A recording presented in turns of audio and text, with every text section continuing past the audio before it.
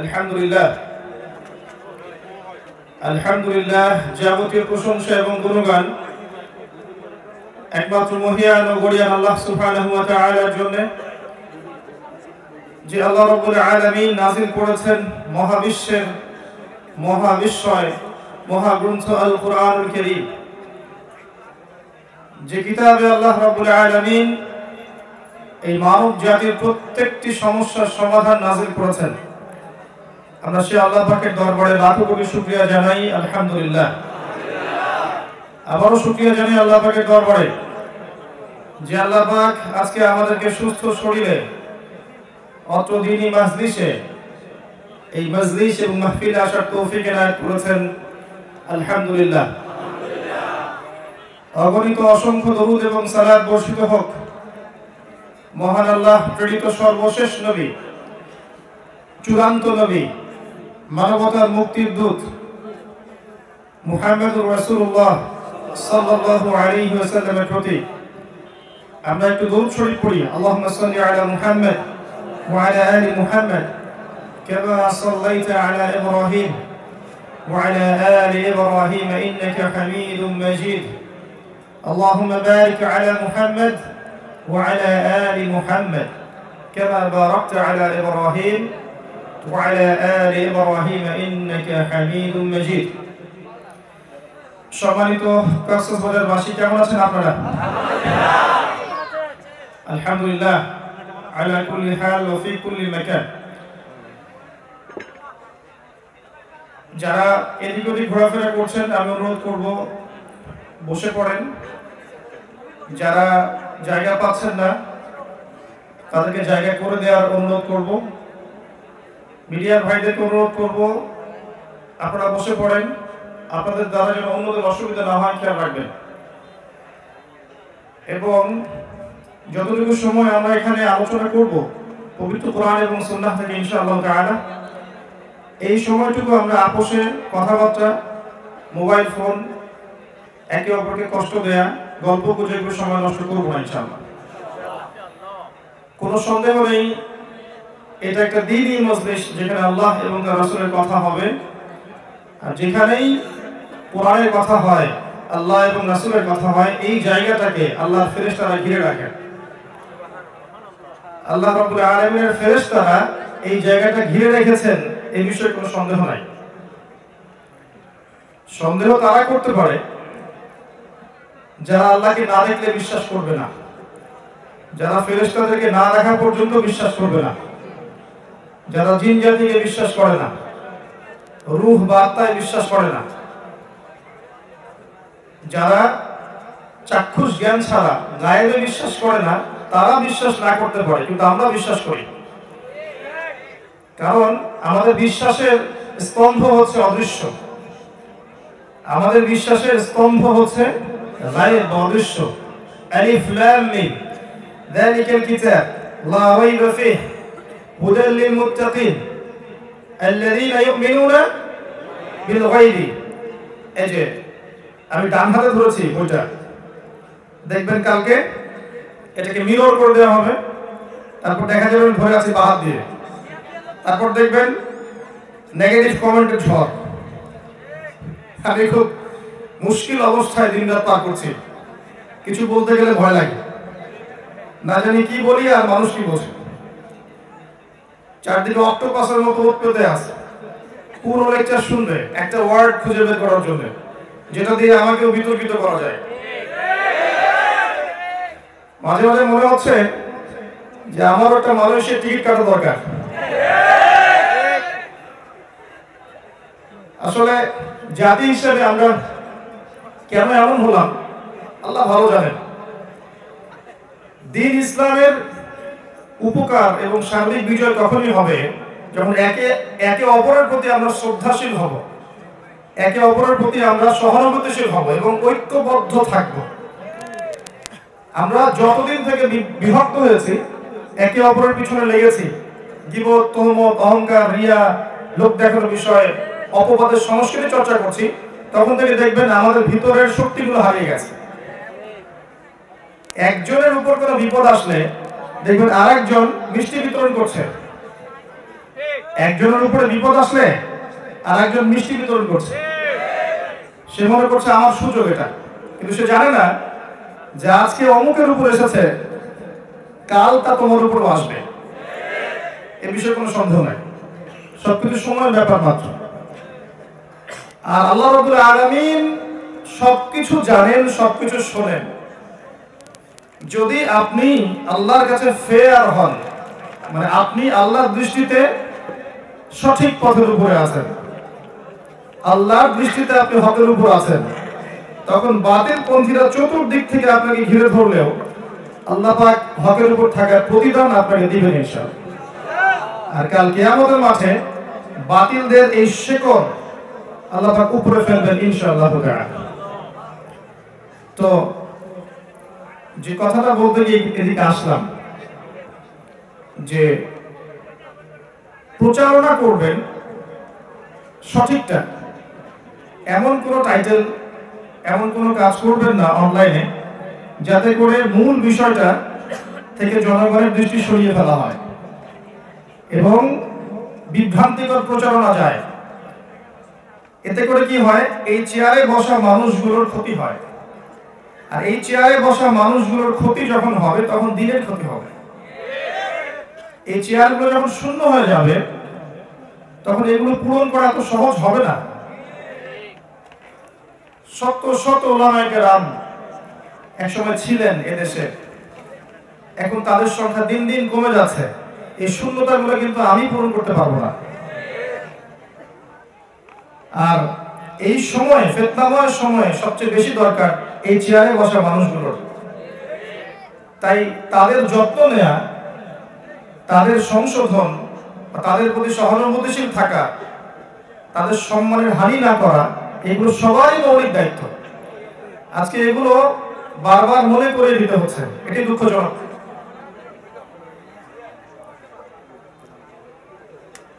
আল্লাহ রাব্বুল আলামিন কথা বলেন না, বসেন। আল্লাহ সুবহানাহু ওয়া তাআলা পবিত্র কোরআনুল কারীমের মধ্যে সূরাতুন নাহল এর 89 নম্বর আয়াতে বলেছেন, এখান থেকে আমি মূল আলোচনা যাচ্ছি। আল্লাহ পাক বলেছেন, আউযু বিল্লাহি মিনাশ শাইতানির রাজীম, ওয়া নাযালনা আলাইকাল কিতাবা তিবয়ানান লিকুল্লি শাই। খুব মনোযোগ দিয়ে আয়াতটা শুনেন। আল্লাহ পাক এই কিতাবের সূরা নাহলের 89 নম্বর আয়াতে বলেছেন, 89 নম্বর আয়াত, আল্লাহ পাক বলেছেন, ওয়া নাযালনা আলাইকাল কিতাব, হে নবী আমি আপনার প্রতি একটা কিতাব নাযিল করেছি, অর্থাৎ এই কোরআন নাযিল করেছি। তিবয়ানান লিকুল্লি শাই, যেই বইটা প্রত্যেকটা বিষয়ের ব্যাখ্যা। তিবয়ানান ব্যাখ্যা, লিকুল্লি শাই প্রত্যেকটা বিষয়ে। আপনারা কি শুনলেন? এই বইটা প্রত্যেকটা বিষয়ের ব্যাখ্যা আল্লাহ বলেছেন। এরপর আল্লাহ বলছেন ওয়া হুদান, এবং এই বইটা হচ্ছে হেদায়াত, পথ নির্দেশ, গাইডেন্স, ওয়া রাহমাতান, এবং দয়া, আল্লাহর অনুগ্রহ, ওয়া বুশরা লিল মুসলিমিন, মুসলিমদের জন্য এই বইটা হচ্ছে সুসংবাদ। সুবহানাল্লাহ বলবেন না? আল্লাহ বলছেন, হে নবী আমি আপনার কাছে এমন একটা কিতাব নাযিল করেছি যেই কিতাবটা প্রত্যেকটা বিষয়ের ব্যাখ্যা এবং হেদায়েত এবং দয়া এবং মুসলিমদের জন্য সুসংবাদ। আর আমরা জানি এই কিতাবের ব্যাখ্যা হচ্ছে কি? সুন্নাহ, জানি না? ওয়া মা আতাকুমুর রাসূলু ফাখুযু, রাসূল সাল্লাল্লাহু আলাইহি ওয়াসাল্লাম যা দিয়েছেন তা গ্রহণ করো। ওয়া মা নাহাকুম আনহু ফান্তাহু, তিনি যা থেকে নিষেধ করেছেন বিরত থাকো। বিদায় হজের ভাষণে নবীজি বলে যাননি, তারাক্তু ফিকুম আমরাইন, আমি ছেড়ে যাচ্ছি মাত্র দুটো বস্তু, লন তাদিল্লু মা তামাসসাকতুম বিহিমা, তোমরা কোশ্চেন কালেও পথভ্রষ্ট হবে না যতদিন পর্যন্ত এই দুটাকে আঁকড়ে ধরে থাকবে।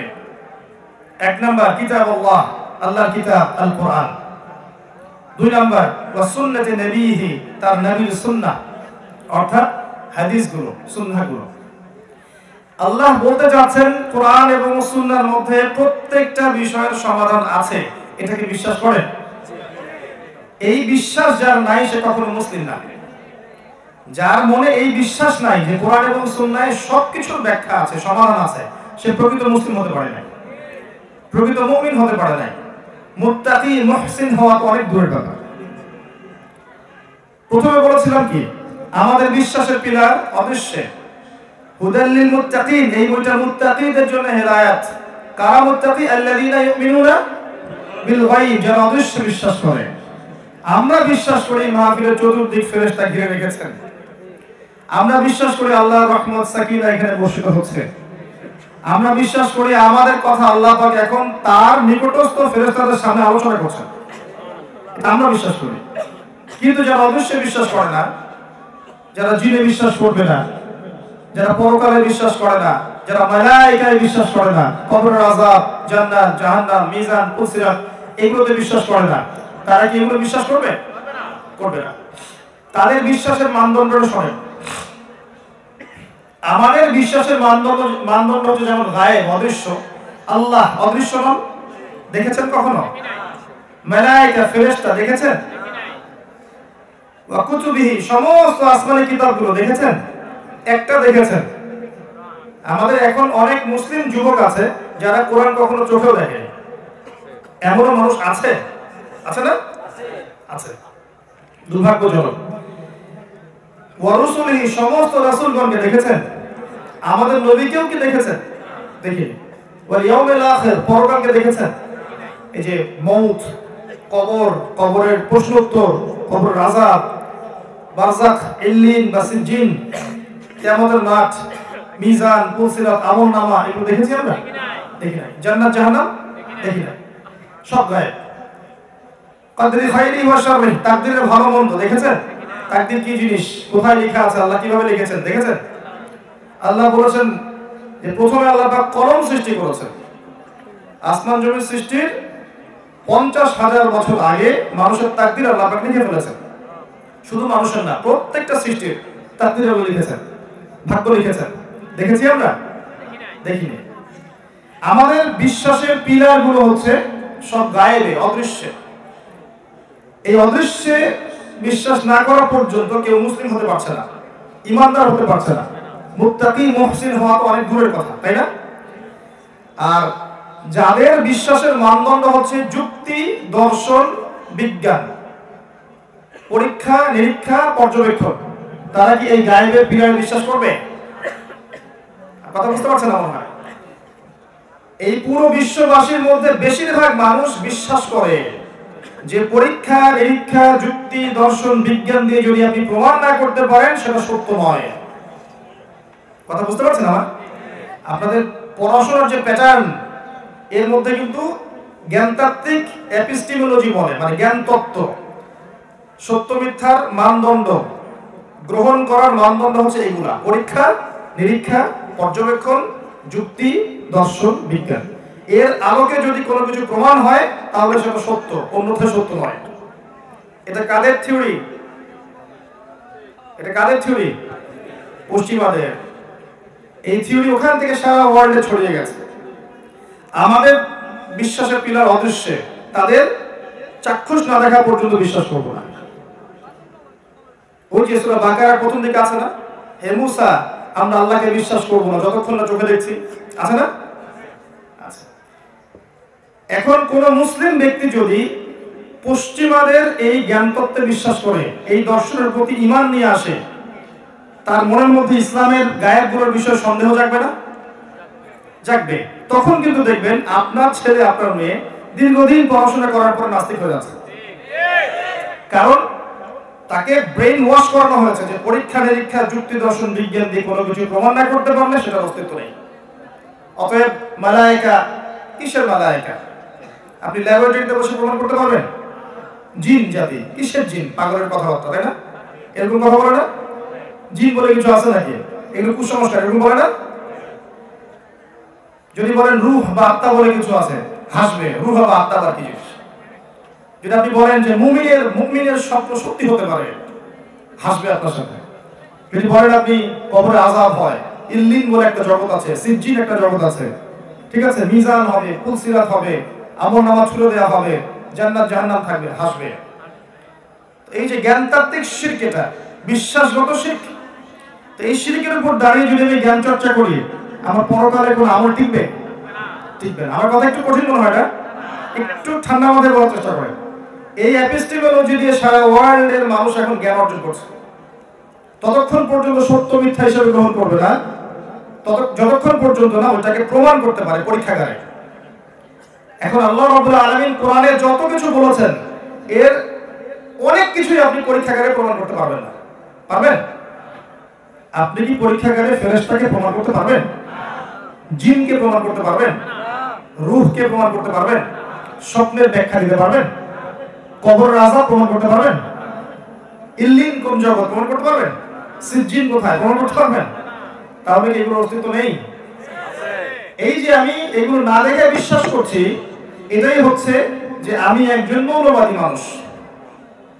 হ্যাঁ, যখন আপনি না দেখে এগুলোকে বিশ্বাস করবেন তখন তারা, পশ্চিমাদের সেখানে একটা বলি আছে, তারা বলবে যে তারা হচ্ছে মৌলবাদী, ব্যাকডেটেড এবং ফান্ডামেন্টালিস্ট। আর আপনি যতক্ষণ পর্যন্ত এটা হতে পারছেন না ততক্ষণ মুসলিম হতে পারছেন না, তাই না? তাহলে শব্দটা ভালো না খারাপ? ভালো না খারাপ? শব্দটা ভালো। কারণ ওটা না হতে পারলে, আমি যদি ফান্ডামেন্টালিস্ট না হতে পারি তাহলে তো আমি পরিপূর্ণ মুসলিম হতে পারবো না। আমাকে অবশ্যই বিশ্বাস করতে হচ্ছে। হ্যাঁ, কি কারণে এগুলোকে তারা প্রমাণ করতে পারবে না সেটা শোনেন। কি কারণে পারবে না? কারণটা কি? এমন অনেক কিছুই আছে যেটা কোরআন এবং সুন্নাহয় অনেক আগেই বর্ণিত হয়েছিল, যেটা এখন প্রমাণ করা হচ্ছে না? আসেন একটা এক্সাম্পল দেই। বিগ ব্যাং সায়েন্সের পড়ছেন এখানে কারা কারা আছেন? হাত তোলেন। সবাই বুঝবে মাশাআল্লাহ। এই থিওরির জনক কে? কে?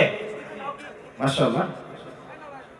তো এখন বোঝানো হয় যে এই মহাবিশ্ব একসময় ছিল না, ঠিক আছে, মানলাম ছিল না। হঠাৎ একটা এক্সপ্লোশন, বিগ ব্যাং এর মধ্য দিয়ে সমস্ত কিছু ছড়িয়ে গেল।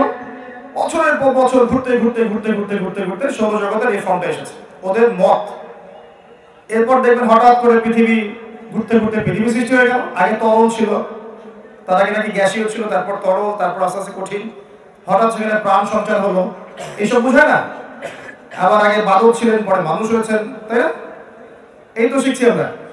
আচ্ছা, আল্লাহ পাক কোরআনে বলছেন সূরা আম্বিয়া 31 নম্বর আয়াতে, আউযু বিল্লাহি মিনাশ শাইতানির রাজীম, আওয়ালাম ইয়ারাল্লাযীনা কাফারু, যারা আল্লাহকে অস্বীকার করছে তারা কি লক্ষ্য করে দেখে না? আন্নাস সামাওয়াতি ওয়াল আরদু কানাতা রাতকান ফাফাতাহনাহুমা, যে এই পুরো মহাবিশ্ব এবং পৃথিবী একটা বিন্দুর মধ্যে ছিল, আমি এটাকে বিস্ফোরিত করে দিয়েছি, ছড়িয়ে দিয়েছি। ওয়াজআলনা মিনাল মাই কুল্লা শাইইন হাই, এবং প্রত্যেক জীবন্ত বিষয়, মানে প্রত্যেক জীবন্ত প্রাণকে সৃষ্টি করেছি আমি পানি থেকে। আফালা ইউমিনুন, তারা কি তারপরেও বিশ্বাস করবে না? তাহলে কোরআন কি বিগ ব্যাং এর পক্ষে কথা বললো না? আপনি কি বুঝতে পারছেন? ওরা বলছে এটা অটোমেটিকলি হয়েছে, আল্লাহ বলছেন হয়েছে বটে, আমি করিয়েছি, অটোমেটিকলি হয়নি। এই যে জ্ঞানের একটা পার্থক্য আছে না? জ্ঞান একটা লেভেল পর্যন্ত পৌঁছালো ওদের, এর উপরে আল্লাহর জ্ঞান, তাই নয় কি? এটাই আল্লাহ বলছেন ওয়াল্লামা আদামাল আসমাআ কুল্লাহা, আমি আদমকে সমস্ত কিছুর নাম শিক্ষা দিয়েছি। সৃষ্টিগতভাবে আদম আলাইহিস সালাম জ্ঞানী ছিলেন না, আল্লাহ জ্ঞান দিয়েছেন, তাই নয় কি? আল্লামাল ইনসান মা লাম ইয়ালাম, মানুষকে সেই জ্ঞান শিক্ষা দিয়েছি যা মানুষ জানতো না। তাহলে এই জ্ঞান আল্লাহর পক্ষ থেকে আমাদের কাছে এসেছে। এখন যেগুলো আমরা প্রমাণ করতে পারছি না তার কারণটা হচ্ছে যে ওগুলো প্রমাণ করার মতো উচ্চ স্তরের জ্ঞান আল্লাহ পাক আমাদেরকে এখন দেননি। যদি দিতেন অবশ্যই আমরা প্রমাণ করতে পারতাম, আর যদি এখন দিয়েও দেন প্রমাণ করতে পারবো ইনশাআল্লাহ। মনে করেন কথার কথা যে আগামীকাল আমেরিকার নাসা সে বলল যে পৃথিবী থেকে কোটি কোটি আলোকবর্ষ দূরে একটা গ্রহের সন্ধান পাওয়া গেছে। হ্যাঁ, এটার মধ্যে সোনা আছে, হীরা আছে, মণিমুক্তা জহরত আছে, হুরপড়ি আছে, ঠিক আছে, নদী আছে, দুধের মধুর ইত্যাদি ইত্যাদি, মানুষ খুব সুখে থাকে এখানে বা থাকা যাবে ইত্যাদি। এরকম তারা বললো, একটা থিওরি দিল, দিয়ে ওই গ্রহটার নাম বললো যে ওটার নাম হচ্ছে JNNAT 00001234 ইত্যাদি। ওদের কোডগুলো এমন হয় না, উদ্ভট। তো তখন দেখবেন পরের দিন পুরো বিশ্ববাসী বিশ্বাস করবে হ্যাঁ এটা সত্য হতে পারে, তাই না?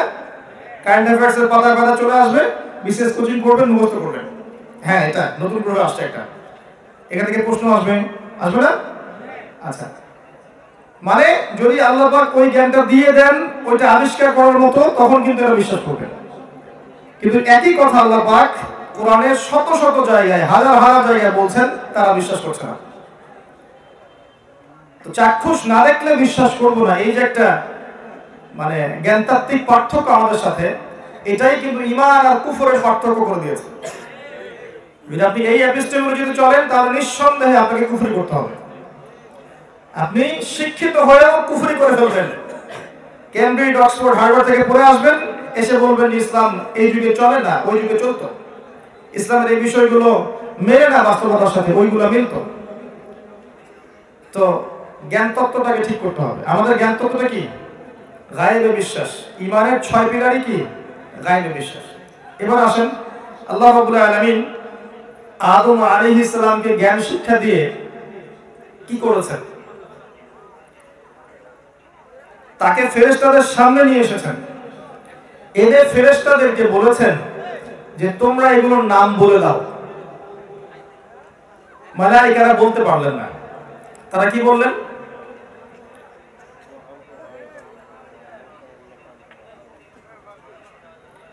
মালায়েকার সামনে যখন আদম আলাইহিস সালামকে আনা হলো, আল্লাহ পাক বললেন যে তোমরা এই নামগুলো বলে দাও দেখি। তখন ফেরেশতারা বললেন লা ইলমা লানা ইল্লা মা আল্লামতানা, হে আল্লাহ আপনি আমাদেরকে যতটুকু শিখিয়েছেন এর বাইরে আমাদের কোনো জ্ঞান নেই। এরপর যখন আদম আলাইহিস সালামকে জিজ্ঞেস করা হলো, তিনি সব নাম বলে দিলেন। এই যে জ্ঞানের কারণে আল্লাহ পাক ফেরেশতাদের থেকে আমাদেরকে উঁচু স্থানে অবস্থান করালেন, তাই নয় কি? আচ্ছা, এরপরে আবার আল্লাহ পাক বললেন যে ওয়াইজ কুলনা লিল মালাইকাতি ইসজুদু লি আদম, এখন হে ফেরেশতারা তোমরা আদম আলাইহিস সালামকে সিজদা করো। নূরের ফেরেশতাদেরকে আল্লাহ পাক মাটির আদমকে সিজদা করতে বললেন। এদিকে কথা হচ্ছে কেন? কি সমস্যা হয়? কি সমস্যা? সমস্যা হলে একটা সরাই ফেলেন, সমস্যাটা সরাই ফেলেন। বক্তব্য চলাকালীন কথা বলবেন না কেন? আমি যে গতিটা হারাচ্ছি, এতে করে কিন্তু লেকচারের ক্ষতি হবে। যদি কারো কিছু বলার থাকে, করার থাকে, লেকচারটা শেষ হোক তারপরে, ঠিক আছে ইনশাআল্লাহ। এখানে দেখেন আল্লাহ রাব্বুল আলামিন আদম আলাইহিস সালামকে জ্ঞানের কারণে সম্মানিত করলেন, তাই নয় কি? অন্য কোনো কারণে কি? শারীরিকভাবে কি আমরা বেশি শক্তিশালী ছিলাম? জ্ঞানের কারণে। আল্লাহ পাক ফেরেশতাদেরকে সিজদা করতে বললেন আরেকটা কারণ আছে, কারণ ফেরেশতারাই কিন্তু বলেছিলেন আতাজআলু ফিহা মা ইউফসিদু ফিহা ওয়া ইয়াসফিকু দিমা, আপনি কি এমন কোন সৃষ্টি পৃথিবীতে পাঠাতে যাচ্ছেন খলিফা করে, যারা পৃথিবীতে রক্তপাত ঘটাবে এবং কি করবে? ফাসাদ সৃষ্টি করবে। আসলে বাহ্যিকভাবে আমরা তাই করছি না? পৃথিবীতে রক্তপাত ঘটাচ্ছি না? খেয়াল করে দেখবেন বিগত 100 বছরে পৃথিবীর একটা সভ্যতা এই পৃথিবীর যতগুলো মানুষকে হত্যা করেছে, এর আগের হিস্ট্রিগুলো ঘেটে দেখবেন অতগুলো মানুষ লাস্ট 100 বছর নিহত হয়েছে কিনা সন্দেহ আছে। খেয়াল করে দেখবেন, হিস্ট্রি পড়েন, দেখবেন এই প্রথম বিশ্বযুদ্ধের হিস্ট্রিগুলো পড়েন, দ্বিতীয় বিশ্বযুদ্ধের হিস্ট্রিগুলো পড়েন, আর সামনে হতে যাচ্ছে আল্লাহু আলাম থার্ড ওয়ার্ল্ড ওয়ার, তখন দেখবেন আরো কি হয়। তো এই যে এতগুলো মানুষকে হত্যা করা, এর আগেও মানুষ হত্যা হয়েছে, কিন্তু এইভাবে একটা বোম ফেলে একটা শহরকে উড়িয়ে দেওয়ার মতো ঘটনা ঘটেনি। হয়েছে? তো এটা কিন্তু ফেরেশতারা বলেছিলেন আতাজআলু ফিহা মা ইউফসিদু ফিহা ওয়া ইয়াসফিকু দিমা, আপনি কি এমন কোন সৃষ্টি পাঠাচ্ছেন যারা পৃথিবী থেকে রক্তপাত ঘটাবে, এই দেখেন, এবং ফাসাদ সৃষ্টি করবে। সূরা রুমে চলে যান, সূরা রুম আল্লাহ পাক বলেছেন যাহারাল ফাসাদু ফিল বাররি ওয়াল বাহরি বিমা কাসাবাত আইদিন নাস, জলে এবং স্থলে যত বিপর্যয় ছড়িয়ে পড়েছে সব মানুষের হাতের কামাই। মানুষের হাতের কামাই। পরিবারের ফিতনা কার কামাই? আমার কামাই। ধর্মের ফিতনা কার কামাই? আমাদের কামাই। এই যে আমাদের সামাজিক ফিতনাগুলো কার কামাই? আমাদের হাতের কামাই। বৈশ্বিক ফিতনাগুলো কার কামাই? আমাদের হাতের কামাই। গরু ছাগল হাঁস মুরগি এগুলো করেছে? করেনি। যেই মানুষ আর জিনকে শুধুমাত্র পৃথিবীতে আল্লাহর ইবাদত করার জন্য সৃষ্টি করা হয়েছে, তারাই পৃথিবীতে ফাসাদ সৃষ্টি করেছে। তবে এর বাইরে আল্লাহর কিছু নেককার বান্দা আছেন এবং থাকবেন, যারা আল্লাহর অবাধ্য হবে না ইনশাআল্লাহ। প্রত্যেক যুগে ছিল, এখনো আছে, থাকবে ইনশাআল্লাহ। এই পয়েন্টে আসেন, আল্লাহ পাক জ্ঞানের কারণে নূরের ফেরেশতাদেরকে দিয়ে আদম আলাইহিস সালামকে সিজদা করালেন। তাহলে জ্ঞানটা কত ইম্পর্টেন্ট বিষয়, এবং এই জ্ঞানটা আল্লাহর পক্ষ থেকে এসেছে, তাই নয় কি? আমাদের মধ্যে কি আগে থেকে জ্ঞান ছিল? ছিল না, আল্লাহ শিখিয়েছেন। তো এখন এই জ্ঞানের কারণে যে মানুষকে আল্লাহ পাক এত সম্মানিত করলেন, প্রত্যেক যুগের দিকে তাকিয়ে আমরা যদি দেখি তাহলে দেখব যারা আল্লাহর নাজিল করা জ্ঞান অনুযায়ী আমল করেছে, সমাজে চলেছে, চালানোর চেষ্টা করেছে, তারা সফল হয়েছে। আর যারা আল্লাহ প্রদত্ত জ্ঞান, আল্লাহর ওহীর জ্ঞানকে অবজ্ঞা করেছে, অস্বীকার করেছে, কুফরি করেছে, তারা কোনো যুগে টিকতে পারেনি। এই মূলনীতির আওতায় পৃথিবী চলছে। আমি দেখাচ্ছি আপনাকে। এরপরে আদম আলাইহিস সালামকে বলা হলো তার স্ত্রী হাওয়া আলাইহিস সালাম তার সাথে জান্নাতে থাকতে, এবং একজন সত্তা তাদেরকে সিজদা করেনি। সে কে? ইবলিস নয় কি? ইবলিস কি জ্ঞানী ছিল না? ছিল না? সে কি অনেক উঁচু র‍্যাঙ্কের হয়ে যায়নি ইবাদত করতে করতে? হয়েছিল। কিন্তু কি কারণে সে অভিশপ্ত হলো? আবা ওয়াস্তাকবার, আবা ওয়াস্তাকবার, সে উদ্ধত হয়েছে এবং অহংকার প্রদর্শন করেছে।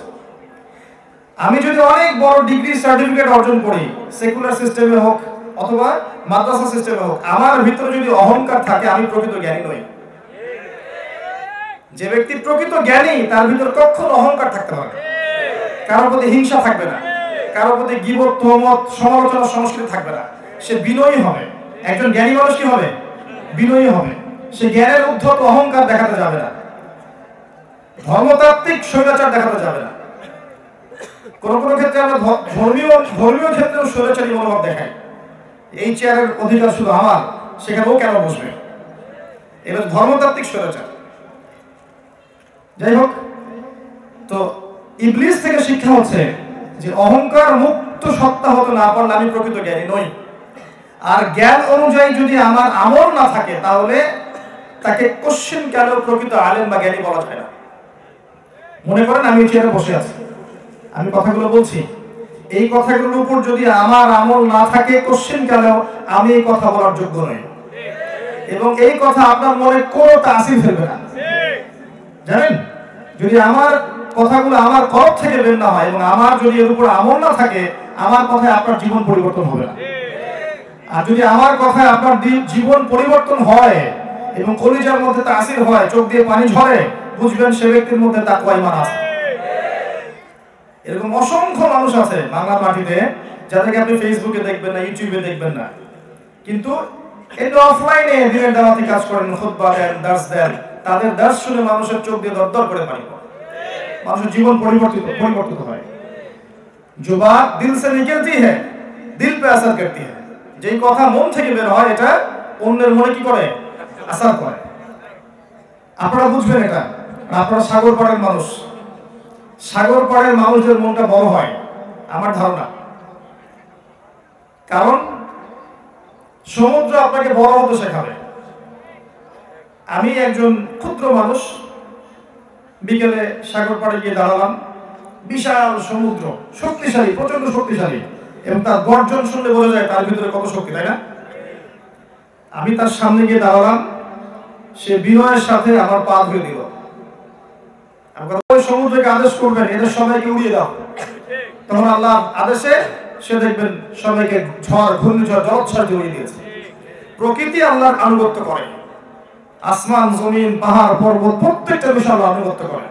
আফালা ইয়ানজুরুনা ইলাল ইবিলি কাইফা খুলিকাত ওয়া ইলাস সামাই কাইফা রুফিআত ওয়া ইলাল জিবালি কাইফা নুসিবাত ওয়া ইলাল আরদি কাইফা সুতিহাত। আল্লাহ পাক কোরআনে বলেছেন। উট থেকে শিক্ষা দিতে বলেছেন। একটা উট দেখবেন পানি না খেয়ে নিজের তৃষ্ণার্ত থেকে আপনাকে মরুভূমিতে সফর করাবে, দেখেছেন? সামা, আকাশে দেখেন, আকাশ আপনাকে বুকে জড়িয়ে রাখবে জমিনটাকে, কোনো কষ্ট জমিনের উপর আসতে দিবে না মহাকাশ থেকে। পাহাড় আপনাকে দৃঢ়তা শেখাবে যে মানুষ আপনাকে যত ভালো মন্দ যাই বলুক না কেন, আপনি হকের উপর থাকলে আপনার দৃষ্টান্ত ওই পাহাড়ের মতো। আর পাহাড় শুধু দৃঢ়ই থাকে না, শান্ত থাকে। পাহাড়কে দেখবেন শান্ত থাকে এবং দৃঢ় থাকে। শান্ত থেকে দৃঢ় থাকাটা কঠিন। পাহাড় বেশি কথা বলতে যায় না, পাহাড় শান্ত থাকে দৃঢ় থাকে। তো মান সাবারা নাজা, আপনাকেও রাসূলুল্লাহ সাল্লাল্লাহু আলাইহি ওয়াসাল্লামের মতো বিপদ আপদ বাধা মুসিবত সমালোচনায় শান্ত থাকতে হবে, তখন আল্লাহ আপনার পক্ষ থেকে জবাব দিবে ইনশাআল্লাহ। এটা হবে যখন আপনি হকের উপর থাকবেন এবং আপনি শান্ত থাকবেন, বিনয়ী থাকবেন, নিরহংকার মুক্ত থাকবেন, আল্লাহ আপনার পক্ষ থেকে মানুষকে জবাব দিয়ে দিবে ইনশাআল্লাহ। যুগে যুগে হয়েছে, আজও হবে। ওই লাউদি কাইফা সুতিহাত, জমিনের দিকে তাকান, যত কষ্ট দেয়ার আমরা জমিনকে দেই, তাই না? তারপরেও জমিন আমাদেরকে আগলে রেখেছে। প্রকৃতি থেকে আল্লাহ শিখতে বলেছেন। সিলেটের প্রোগ্রামে আমরা মৌলভীবাজার ঘুরেছিলাম, ওখানে একটা স্পেশালিটি আছে, সেটা হচ্ছে আগর আতর। জানেন হয়তো আপনারা, আগর গাছ, এখান থেকে আতর বের হয় এবং সবচেয়ে দামি র আতরটা বের হয়। এই বের হওয়ার প্রসেসটা যদি আপনি দেখেন, দেখার পরে আমার অন্তত মনে হচ্ছে যে এই গাছটা নিজের গায়ে শত শত আঘাত সহ্য করে আপনাকে সুগন্ধি দিচ্ছে। চিন্তা করতে পারবেন না, একটা আগর গাছকে লাগানো হয়, যারা জানেন তারা আরো ভালো বলতে পারবেন। এখানে তার কাটা পেরেক যেগুলো আছে, পেরেকগুলোকে পোতা হয়, তার গায়ের মধ্যে অসংখ্য অজস্র পেরেক পুঁতে দেওয়া হয়, আস্তে আস্তে রেখে দেওয়া হয়। সময়ের সাথে সাথে এটা পচতে থাকে, পচন ধরে, পরে ওটাকে কাটা হয়। কাটার পরে সেখান থেকে ছোট ছোট পিস করে আরো বিভিন্ন প্রসেসের মধ্য দিয়ে বাষ্পগুলোকে কালেক্ট করে আতরটাকে বের করা হয়। নিজের গায়ে শত শত আঘাত সহ্য করে একটা গাছ আমাকে সুগন্ধি দিয়ে গেল। চিন্তা করতে পারেন, এই প্রকৃতির দিকে তাকালে মানুষ বিনয়ী হবে। আমি ইবলিস থেকে এত দূরে আসলাম, ইবলিসের মধ্যে বিনয় ছিল না, অহংকার ছিল। যদি আমার ডিগ্রি, আমার সার্টিফিকেট আমাকে বিনয়ী হতে না শেখায়, অহংকার করতে শেখায়, এই ডিগ্রি সার্টিফিকেটের কোনো মূল্য নাই আল্লাহর কাছে। মনটাকে আগে পবিত্র করতে শিখুন। রিয়া, হিংসা, গীবত, তুহমত, সমালোচনা, অভিযোগ, এই যে অপবাদ, এসবের সংস্কৃতিকে বর্জন করতে শিখুন। অহংকার মুক্ত মন নিয়ে আসেন, আল্লাহর নূর আপনার কলবে আসবে ইনশাআল্লাহ। আল্লাহর নূর যখন কলবে আসবে, তখন আপনি দুই চোখ দিয়ে দেখবেন, দুই কান দিয়ে শুনবেন, কলব দিয়ে উপলব্ধি করবেন ইনশাআল্লাহ। আরো কিছু কাজ আছে, বেশি বেশি কোরআন তেলাওয়াত করা, বেশি থেকে বেশি আল্লাহর জিকির করা, তাসবিহ তাহলিল করা, ফরজ নামাজের পর নফল নামাজ পড়তে থাকা, তাহাজ্জুদ গোজার হওয়া, বেশি বেশি সিয়াম রোজা রাখা, দান সাদাকা করা, এই কাজগুলো বেশি বেশি করলেও কলবে নূর আসবে। যখন আপনার কলবে নূর আসবে, তখন আপনি দেখবেন আপনি এমন কিছু বুঝতে পারছেন যা অন্য মানুষ পারছে না। কারণ ফিতনাকে রিকগনাইজ করতে হলে, চিনতে হলে আপনার নূর লাগবে, আলো লাগবে। কিরকম? অন্ধকার ঘর, অন্ধকার রাত, একটা কালো পাথর, এর উপরে কালো পিঁপড়া হেঁটে যাচ্ছে, আপনি কি চিনতে পারবেন? এটাকে চিনতে হলে কি লাগবে? আলো লাগবে, এই যে নূর লাগবে। আল্লাহ যদি নূর দেন, আপনি চিনতে পারবেন ইনশাআল্লাহ। আর নূর পাওয়ার সবচেয়ে সেরা উপায় বলে দিচ্ছে, এই দোয়াটা করবেন, রব্বানা আতমিম লানা নূরানা ওয়াগফির লানা ইন্নাকা আলা কুল্লি শাইইন কাদির। আরেকটা কাজ বলে দেই, সূরাতুন নূর, সূরাতুন নূর শুরু থেকে শেষ পর্যন্ত পড়েন। এখানে আল্লাহ যে কাজগুলো করতে বলেছেন, এগুলো করলে নূর পাবেন। যে কাজগুলো করতে নিষেধ করেছেন, না করলে নূর পাবেন। যেমন এই সূরাতে আল্লাহ বলেছেন মুমিনদেরকে চোখ নামাতে বলেছেন না? আপনি বেগার নারীদের দিকে চোখ দিতে থাকলে নূর পাবেন না। আপনি সারাদিন অনেক ইবাদত করেছেন, এরপরে বের হন, বিচে যান, বিচে গিয়ে দেখছেন যে যা দেখছেন এখন বিচে নগ্ন হয়ে গোসল করা, পর্দার কোনো বালাই নাই, ও যে মেয়ে মানুষ এই সেন্সও তার মধ্যে নাই। এগুলো চোখের মধ্যে পড়লে দেখবেন নূরটা চলে গেল, আপনি বুঝতে পারবেন নূরটা চলে গেল। খারাপ লাগে না? ইমানদার মানুষের খারাপ লাগে, আর যার খারাপ লাগবে না বুঝবেন ইমান শেষ হয়ে গেছে, নাই, ওই লেভেলটা নাই যেখানে খারাপ লাগবে। যখন এগুলো দেখতে দেখতে সয়ে যাবে, তখন বুঝে নেবেন যে আমার ওই ইমানের তেজ বা নূরটা নিভে গেছে, যেটা থাকলে আমার খারাপ লাগতো। একটা বডি যদি প্যারালাইজড হয়ে যায়, আঘাত করলে বুঝতে পারবেন? পারবেন না। বডি প্যারালাইজড না, এখানে আত্মা বা কলবটা প্যারালাইজড হয়ে গেছে। পাপ করতে করতে, পাপ দেখতে দেখতে, শুনতে শুনতে, চলতে চলতে এই পুরো আত্মাটাকে প্যারালাইজড হয়ে গেছে, প্যারালাইজড করে ফেলা হয়েছে। এই প্যারালাইজড আত্মা আবার আগের প্রাণ ফিরে পাবে যদি আপনি কোরআন বেশি বেশি তেলাওয়াত করেন। মৃত্যুকে বেশি বেশি স্মরণ করেন, কবর জিয়ারত করেন, দান সাদাকা বাড়িয়ে দেন, সিয়াম রাখেন, নফল নামাজ পড়েন, তাহাজ্জুদ পড়েন, আল্লাহর জিকির করতে থাকেন, আপনার ওই প্যারালাইজড রূহ ইনশাআল্লাহ দেখবেন আবারও সজীব হয়ে যাবে ইনশাআল্লাহ। আর একটা হাদিস মনে পড়বে, এটা বলে দেই, যে যখন মানুষ ফরজ আমলগুলো করার পাশাপাশি নফল বাড়িয়ে দেয় এবং মনের মধ্যে তার খারাপ রিপুগুলোকে ত্যাগ করতে পারে, আল্লাহ পাক জিবরাইল আলাইহিস সালামকে ডেকে বলেন যে আমার অমুক বান্দাকে আমি ভালোবাসি, তুমিও তাকে ভালোবাসো। এরপর জিবরাইল আলাইহিস সালাম অন্য সমস্ত ফেরেশতাদেরকে ডাকেন, ডেকে বলেন যে আল্লাহ অমুক বান্দাকে ভালোবাসেন, আমিও অমুক বান্দাকে ভালোবাসি, তোমরা সবাই তাকে ভালোবাসো। এরপর ফেরেশতারা দুনিয়াবাসীকে বলেন যে আল্লাহ অমুক বান্দাকে ভালোবাসেন, জিবরাইল অমুক বান্দাকে ভালোবাসেন, আমরাও তাকে ভালোবাসি, তোমরা সবাইও তাকে ভালোবাসো। এরপর দেখবেন ওই পৃথিবীবাসীর মনের মধ্যে আল্লাহ পাক ওই বান্দার জন্য ভালোবাসা তৈরি করে দেন। এটা এভাবে হয়। আল্লাহ পাক আমাদেরকে আল্লাহর ভালোবাসা পাওয়ার তৌফিক দান করুন, আমিন।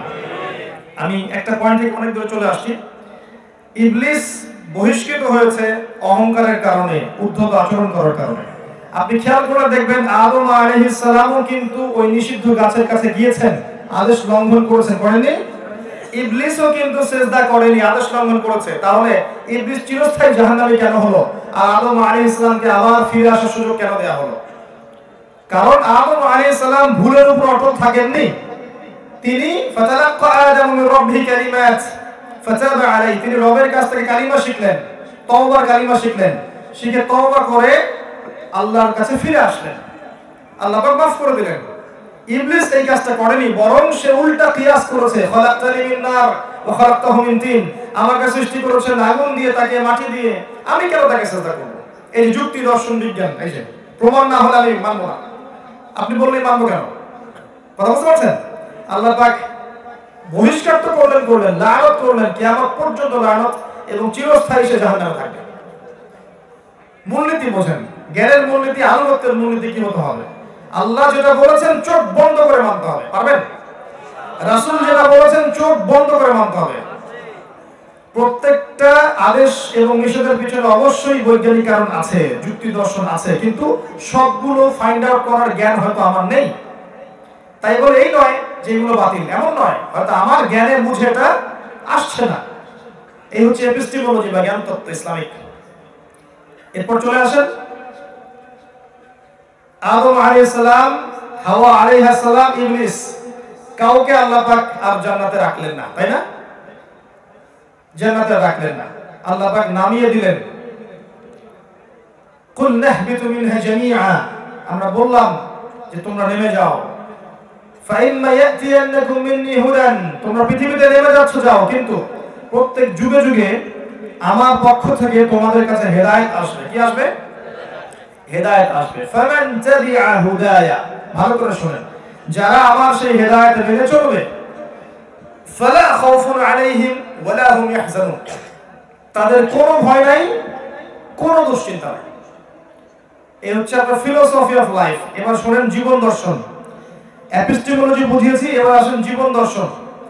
আল্লাহ পাক বলছেন তোমরা পৃথিবীতে নেমে যাও, আমি তোমাদেরকে একা ছেড়ে দিচ্ছি না, প্রত্যেক যুগে যুগে তোমাদের কাছে আমার পক্ষ থেকে হেদায়েত আসবে। যারা আমার হেদায়েত মেনে চলবে, কোনো ভয় নাই, কোনো টেনশন নাই, তোমরা আবার জান্নাতে ফিরে আসবে ইনশাআল্লাহ। একটা কথা। দুই নাম্বার, ওয়াল্লাযীনা কাফারু ওয়া কাযযাবু বিআয়াতিনা, কিন্তু যারা আমার আয়াতকে অস্বীকার করবে, মিথ্যা প্রতিপন্ন করবে, ফাউলাইকা আসহাবুন নার, এরা জাহান্নামের অধিবাসী হবে, হুম ফিহা খালিদুন, সেখানে তারা চিরস্থায়ী থাকবে। দ্য ফিলোসফি অফ লাইফ, জীবন দর্শন। হেদায়েত আসবে যদি মানেন, আপনি জান্নাতি। হেদায়েত আসবে যদি অস্বীকার করেন, কুফরি করেন, আপনি জাহান্নামী। এটা সহজ কোনো ফিলোসফি হতে পারে? হতে পারে। এবার দেখেন আদম আলাইহিস সালামের যুগটা দেখেন। এই যুগ সম্পর্কে একটা ঘটনা এসেছে সূরা মাইদায়। কি সেটা? ওই যে হাবিল আর কাবিল, তাই না? কাবিল তার ভাইকে হত্যা করলো না, হিংসার বশবর্তী হয়ে হত্যা করলো। শিক্ষা আছে, এখনো সেই হাবিল এবং কাবিলের সংস্কৃতি চলছে মুসলিমদের মধ্যেই। এখনো মুসলিমদের মধ্যে সেই হাবিল কাবিলের সংস্কৃতি চলছে। এখনো আমরা হিংসা, বিদ্বেষ, অপবাদ, আন্ডারএস্টিমেট করা, বিভক্তি, এগুলো সংস্কৃতি ছাড়তে পারিনি। এখনো একজনের পিছনে আরেকজনের না লেগে থাকলে ঘুম হয় না। একজনের সুখ উন্নতি দেখলে আরেকজনের গা জ্বালা পোড়া করে। কারো দ্বারা দিনের কোনো উপকার হতে থাকলে তাকে যতক্ষণ পর্যন্ত মাটিতে না নামানো যায় শান্তি হয় না। হাবিল কাবিলের সেই হিংসাত্মক সংস্কৃতি এখনো আমাদের মধ্যে আছে। মনে রাখবেন, ঈর্ষা বা হিংসা মানুষের নেক আমল খেয়ে ফেলে, ঠিক যেমন আগুন কাঠকে খেয়ে ফেলবে। কাবিল যে অন্যায় করেছিল, রাসূল সাল্লাল্লাহু আলাইহি ওয়াসাল্লাম বলেছেন, পৃথিবীতে যত মানুষকে হত্যা করা হবে সমস্ত খুনের পাপের একটা অংশ কাবিলের আমল নামে যুক্ত করা হবে, কারণ সেই পৃথিবীতে সর্বপ্রথম খুনের ট্রেডিশন চালু করেছে। আপনি পরের যুগে আসেন, নূহ আলাইহিস সালাম 950 বছর এই তার কওমকে ইসলামের দাওয়াত দিয়েছে। কত বছর ভাই? 950 বছর, 9টা শতাব্দী, 9.5 শতাব্দী আল্লাহ পাক তাকে এত লম্বা হায়াত দিয়েছিলেন। অল্প কিছু মানুষ ইসলাম কবুল করেছে। এরপর যে মানুষগুলো ইসলাম কবুল করেনি, আল্লাহ পাক কি করেছেন? তুফান দিয়ে, প্লাবন দিয়ে একদম গারাক করে দিয়েছে। এমনকি যারা ডুবে গিয়েছিল তাদের মধ্যে স্বয়ং নূহ আলাইহিস সালামের স্ত্রীও ছিল এবং তার ছেলেও ছিল। সূরা তাহরিম পড়ে দেখেন যে লূতের স্ত্রী এবং নূহের স্ত্রীর মধ্যে তোমাদের জন্য দৃষ্টান্ত আছে। কি দৃষ্টান্ত? তারা আমার বান্দা নবীদের ঘরে ছিল, তারপরেও তার ঈমান নিয়ে আসে নাই, আর তাদের ওই পরিচয় তাদেরকে কুফরি থেকে, জাহান্নাম থেকে বাঁচাতে পারেনি। নূহ আলাইহিস সালামের যুগটা যদি ঘাটেন দেখবেন আল্লাহ ওই যে দর্শনের কথা বলেছেন, যদি মানো তাহলে জান্নাত দিব, যদি না মানো শাস্তি দিব। একই ফিলোসফি চলে আসছে। যারা যে অল্প কিছু মানুষ নূহ আলাইহিস সালামের কথা মেনেছিল, আল্লাহ পাক এই মানুষগুলোকে নাজাত দিয়েছেন, উদ্ধার করেছেন। আমরা এখানে যারা বসে আছি, পৃথিবীতে যত মানুষ আছে, কোনো না কোনো ভাবে তারা ওই সব মানুষের বংশধর যাদেরকে আল্লাহ পাক ওই যে কৃষ্টি থেকে উদ্ধার করেছে। বুঝতে পারছি কথা? কোনো না কোনো ভাবে আমরা ওই মানুষদের বংশধর যাদেরকে আল্লাহ পাক ওই যে প্লাবন সেখান থেকে উদ্ধার করেছিলেন। আমাদের বংশধর কিন্তু ওখানে গিয়ে মিলবে। এখানে একটা কথা বলে রাখি, আমাদের ইউনিভার্সিটিগুলোর মধ্যে অনেক সময় পড়ানো হয়, ভাবখানা এমন, পড়ানোর ভাবটা এমন যে সভ্যতা শুরু হয়েছে রোমানদের দ্বারা, পশ্চিমাদের দ্বারা, গ্রিকদের দ্বারা, তাই না? যেখানে যাবেন দেখুন গ্রিক দার্শনিক বলেছেন, রোমান দার্শনিক বলেছেন, মানে সভ্যতা নয় ওদেরকে দিয়ে শুরু হয়েছে। অথচ আল্লাহর কিতাব বলছে যে সভ্যতা শুরু হয়েছে নবীদের দ্বারা। আল্লাহর কিতাব বলছে সভ্যতা শুরু হয়েছে নবীদের দ্বারা, আর আমাদেরকে বোঝানো হচ্ছে এখন যেন সভ্যতা যেন শুরু হয়েছে ওদের দ্বারাই। এর আগে সভ্যতা ছিল না। সুবহানাল্লাহ। তো আপনাকে কোরআনের চোখ দিয়ে দেখতে হবে, নাহলে আপনি বুঝতে পারবেন না যে আসলে সত্য কোনটা মিথ্যা কোনটা। আমি অনেক লেকচারে বলেছি, আরেকবার বলছি, দুই চোখের ব্যাপার আছে কোরআনে। মুসা আলাইহিস সালাম প্রশ্ন করছিলেন বারবার, কেন নৌকাটা ফুটা করলেন, কেন বাচ্চাটাকে হত্যা করলেন, কি কারণে দেয়াল নির্মাণ করে পারিশ্রমিক দিলেন না? কোন সূরা বলতে পারছেন? কোন সূরা? মাশাআল্লাহ, অল্প কিছু মানুষ বলতে পেরেছেন। যারা সূরা কাহফ এখনো পড়েন নাই, এক মাসের মধ্যে পড়ে ফেলেন, কারণ সূরা কাহফ ছাড়া কিছু আপনাকে দাজ্জাল থেকে বাঁচাতে পারবে না। ঠিক আছে? আর মাসিহুদ দাজ্জালের চেয়ে বড় কোনো ফিতনা আসেনি, আসবেও না। পৃথিবীর যত ফিতনা আছে দেখছেন, সমস্ত ফিতনার চেয়ে বড় ফিতনা দাজ্জালের ফিতনা। এখান থেকে আপনাকে বাঁচাবে একটা সূরা, তার নাম কি? সূরা কাহফ। এখানে দেখবেন মুসা আলাইহিস সালাম প্রশ্ন করছেন, কি জন্য নৌকাটা ফুটা করলেন, কেন বাচ্চাটাকে হত্যা করলেন, কেন দেয়ালটা নির্মাণ করলেন কিন্তু পারিশ্রমিক দিলেন না? খিদর আলাইহিস সালাম বললেন, তোমার সাথে আমার আর চলা হলো না, তবে যাওয়ার আগে আমি তোমাকে অ্যানসার দিচ্ছি, যদি নৌকা ফুটা না করতাম জলদস্যু নৌকা হাইজ্যাক করে নিয়ে যেত, যদি বাচ্চাটা হত্যা না করতাম আল্লাহর আদেশে এই বাচ্চা বড় হয়ে একটা বড় কাফের হতো, যদি এই দেয়াল নির্মাণ না করতাম এই দেয়ালের নিচে দুই এতিম বাচ্চার সম্পত্তি আছে, এটা তারা পেত না, তারা যখন বড় হবে তারা পাবে ইনশাআল্লাহ। বাহ্যিক চোখ দিয়ে মুসা তোমার কাছে মনে হচ্ছে প্রত্যেকটা কাজ অন্যায়, তাই না? কিন্তু ভেতরের চোখ দিয়ে দেখলে তুমি বুঝবে যে আসলে প্রত্যেকটা কাজের পিছনে একটা কি আছে, কল্যাণ আছে। আপনাকেও দুই চোখ খুলে বিশ্বকে দেখতে হবে, আদারওয়াইজ আপনি বুঝতে পারবেন না। মানুষ বলবে সব এগিয়ে যাচ্ছে, আর আল্লাহ নূরওয়ালা মানুষরা বলবে হ্যাঁ সব এগিয়ে যাচ্ছে ঠিকই বটে, তবে ধ্বংসের দিকে। এটাই সত্য। পৃথিবী তার শেষ সময়ের দিকে যাচ্ছে। এমন নয় যে পৃথিবীর পরে আমরা মঙ্গলে গিয়ে থাকবো, তারপরে নেপচুনে থাকবো, তারপর প্লুটোতে থাকবো, এমন হবে না কখনোই। এসব রঙিন স্বপ্ন দেখিয়ে মানুষকে লাভ নেই। পুরো মহাবিশ্বই ফানা হতে চলেছে। কুল্লু মান আলাইহা ফান, প্রত্যেকটা সৃষ্টিকে আল্লাহ পাক ধ্বংস করে দিবেন।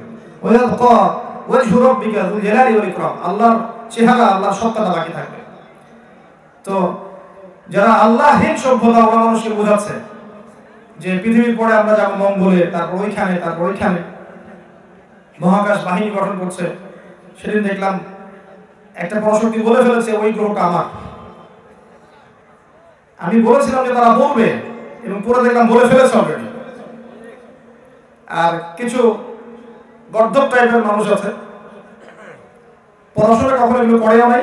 যখন আমি বলেছি যে পরাশক্তি দাবি করতে পারে এটা আমার, ওখানে চল করা শুরু করছে যে ভবিষ্যৎ বক্তা, ভবিষ্যৎ বলছে এটা ভবিষ্যৎ না, এটা বর্তমান। দাবি অলরেডি করে ফেলেছে। তুমি পড়ো নাই বিধায় জানো না, পড়াশোনা করো তুমি জানবা। দাবি অলরেডি করা শেষ, ওইটা আমার। যাই হোক, আল্লাহ পাক তাদেরকে জ্ঞান দান করে দোয়া করি। এবং বায়াসড হবেন না, নিউট্রাল হন। আগে একটা জায়গায় নিউট্রাল হন। বায়াসড মানে পক্ষপাতিত্বমূলক আচরণ। আগে নিউট্রাল হন, নিরপেক্ষ হন, এরপর আপনি দৃষ্টিভঙ্গিতে যাচাই করেন যে কোনটা ঠিক কোনটা বেঠিক। আগে একটা পক্ষ নিয়ে নেবেন, তখন অন্যর ভালো আপনার সহ্য হবে। এটা হলো আমাদের সমস্যা। আল্লাহ পাক বুঝার তৌফিক দান করুন, আমিন। নূহ আলাইহিস সালামের সেই যে সভ্যতা, এই সভ্যতায় একই সুন্নাত আল্লাহ পালন করেছেন। যারা মেনেছে আল্লাহ উদ্ধার করেছেন, যারা মানে নাই ডুবিয়ে দিয়েছেন।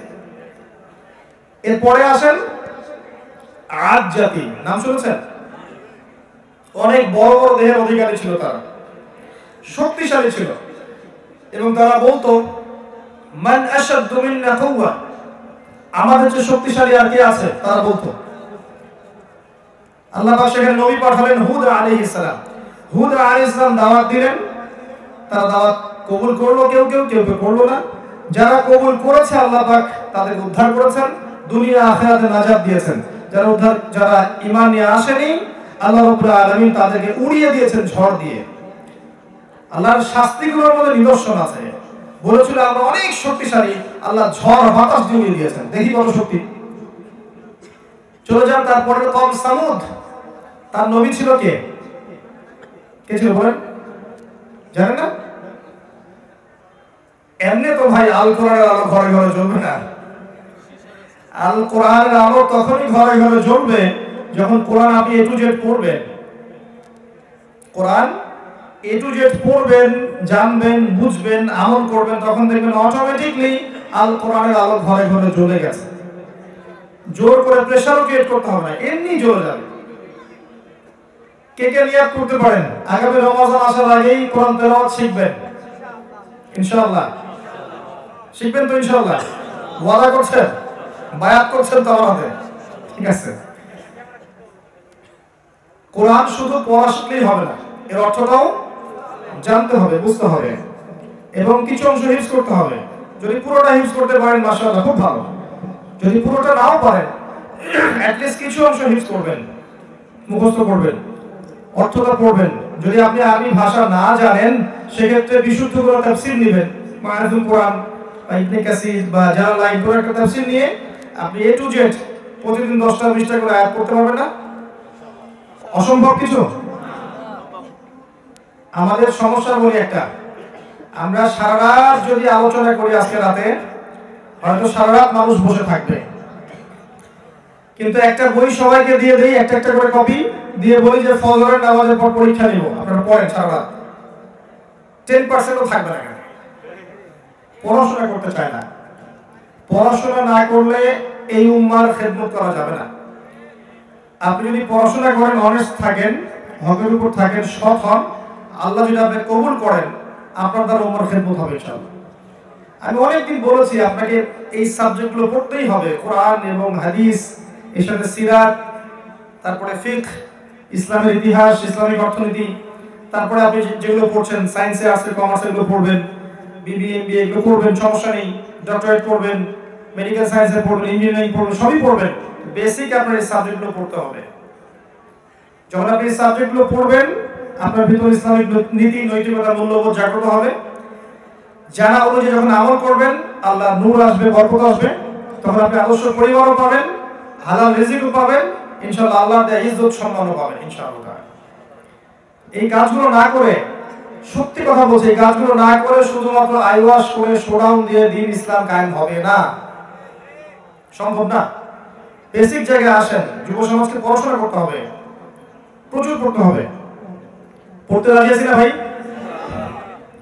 কষ্ট হবে তাই না? প্রত্যেকের বাসায় একটা করে লাইব্রেরি করতে পারবেন না? মাসে 2000 টাকা বই কিনতে পারবেন না? প্রতি মাসে 2000 টাকার বই। মোবাইল ফোনে যখন গার্লফ্রেন্ডের সাথে কথা বলেন, কত টাকা যায় মাসে? 4000 যায় আপনার? আচ্ছা, অনেক টাকাই যায়। যখন কফি খেতে যান কত টাকা যায়? ঘুরতে গেলে কত টাকা যায়? এই ইন্টারনেটের মেগাবাইট গুলো কিনছেন, পাবজি খেলছেন, কত টাকা যায়? অনেকে তো দেখি যে বিপিএল, তারপরে কি ইন্ডিয়ানটা কি আইপিএল, বিপিএল নিয়ে জুয়াও খেলছেন না? টাকা যায় না? অনেকে মাদক সেবন করে, টাকা যায় না? আমরা যুব সমাজটা এগুলোতে বেশি ব্যস্ত এখন। তো এই কাজগুলোতে টাকাও যায়, সময়ও যায়, হায়াতও নষ্ট হয়, আল্লাহর গজব বসে, আসে না? তো মাঝে মাঝে একটু টাকা জমিয়ে বইপত্র কেনা যাবে না? যদি আপনি ইসলামিক বই পড়েন, দাড়ি রেখে দেন, টাকনুর উপর কাপড় পরেন, আপনি কি মৌলবাদী হয়ে যাবেন? সন্ত্রাসী হয়ে যাবেন? মৌলবাদী হবেন, আপনি সন্ত্রাসী হয়ে যাবেন, জঙ্গি হয়ে যাবেন? হবেন না। আপনি কি সমাজের জন্য ক্ষতিকর কিছু হবেন? বরং উপকারী কিছু হবেন। তো এগুলো খারাপ কিছুই নয়। যুব সমাজকে যদি আমরা এগুলোতে দীক্ষিত করতে না পারি, এরা বিক্ষিপ্ত হয়ে যাবে, এরা মাদকের পিছনে জীবন ক্ষয় করে ফেলবে।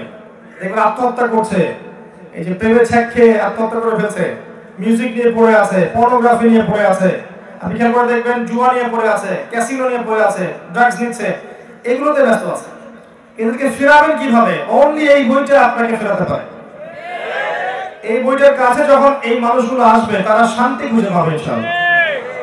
যেগুলো পিছনে ছুটছেন, মনে হচ্ছে যে এগুলো হয়তো আপনাকে শান্তি দিবে, মনে হয় আপনার অনেক শারীরিক পেরেশানি, মানসিক পেরেশানি, পারিবারিক পেরেশানি, এগুলোতে গেলে হয়তো শান্তি পাবেন, আদতে কিন্তু শান্তি পাবেন না। শান্তির সাথে একটা ভাব দেখাবে, কিন্তু আদতে প্রকৃত শান্তির সুকুন আপনি পাবেন না। প্রকৃত সুকুন পাবেন অনলি কোরআনুল কারীমের কাছে। তাই কোরআনুল কারীম পড়ুন, শিখুন, বুঝুন, আলেম ওলামাদের কাছে যান, এই তাফসীরগুলো ব্যাখ্যা শিখে নেন, আমল করেন, দেখবেন ইনশাআল্লাহ কলিজার মধ্যে শান্তি আসবে ইনশাআল্লাহ। আমরা দোয়া করি আল্লাহ পাক তৌফিক দান করুন। এবং অবশ্যই জেনারেল সাবজেক্ট যেগুলো পড়ছেন, এগুলো অবশ্যই পড়বেন। এগুলো না পড়ে এগুলোকে ছেড়ে দিয়ে সবসময় আবার মানে ধর্মীয় বইপত্র নিয়ে বসে থাকেন না, তাহলে পরিবারের মাথা খারাপ হয়ে যাবে। ঠিক আছে? একবারে ছেড়ে দিয়ে যেখানে আসতে হবে এটা বলছি না, আপনি যেখানে পড়াশোনা করছেন করতে থাকেন, এর পাশাপাশি আপনি এই বইগুলো পড়তে থাকেন, পারবেন না? আল্লাহ তৌফিক এনায়েত করুন। তো যেটা বলছিলাম, সামুদ জাতির নবীর নাম হচ্ছে সালেহ আলাইহিস সালাম। তার ক্ষেত্রে একই সুন্নাত, দাওয়াত দিলেন, কিছু মানুষ কবুল করলো আর কিছু মানুষ কবুল করলো না। যারা কবুল করেছে আল্লাহ পাক তাদেরকে উদ্ধার করেছেন দুনিয়া এবং আখিরাতে, যারা কবুল করে নাই তাদেরকে আল্লাহ পাক দুনিয়ায় ধ্বংস করেছেন, পরকালে তো ধ্বংস করবেনই। তাদেরকে আল্লাহ পাক ধ্বংস করেছেন কি দিয়ে? বজ্রপাত দিয়ে। কি দিয়ে? বজ্রপাত দিয়ে। পরে আসেন শুআইব আলাইহিস সালামের কওম, নাম শুনেছেন? মুসা আলাইহিস সালামের শ্বশুর ছিলেন। শুআইব আলাইহিস সালামের কওম একটা পাপ করতে স্পেশাল, সেটা হচ্ছে মাপে কম দিত। এটা আমাদের মধ্যে আছে না নাই ভাই?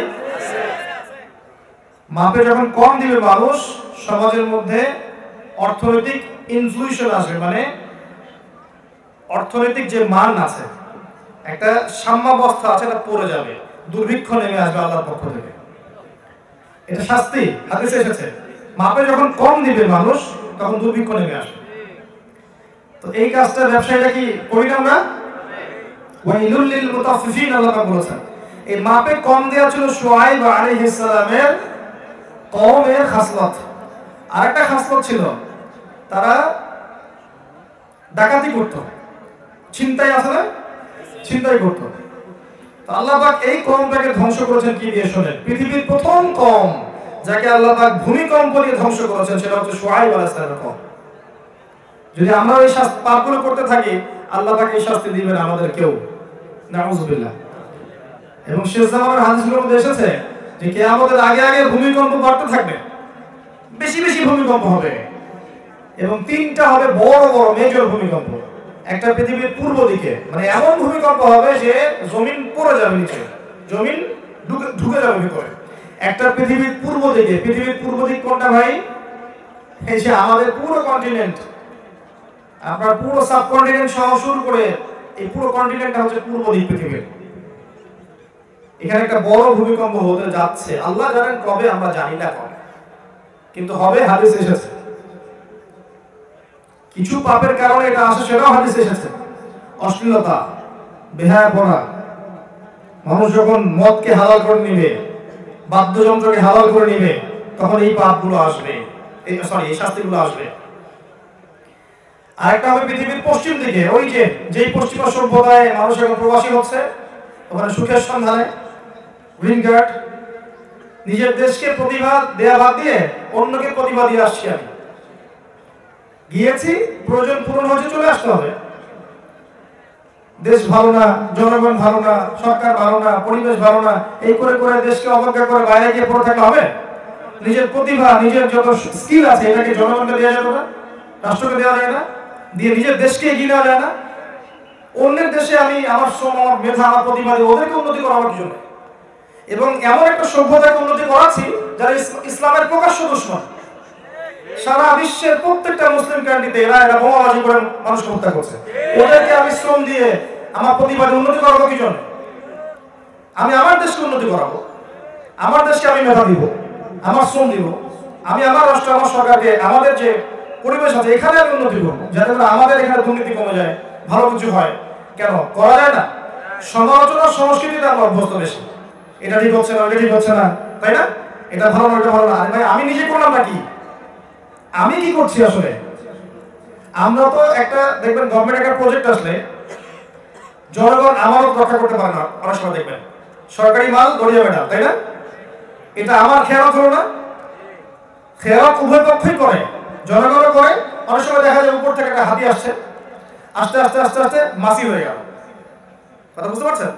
উপর থেকে একটা হাতি আসার কথা ছিল, আস্তে আস্তে আস্তে আস্তে মাছি হয়ে গেছে। এখানেও খেয়ালত হচ্ছে, যখন মাছিটা আসলো এই মাছিটাকে সবাই লুটে পুটে খেয়ে শেষ করে দিল। এটাও জনগণের খেয়ালত হলো। তা আমরা যদি উভয়ে এরকম হয় তাহলে তো হবে না।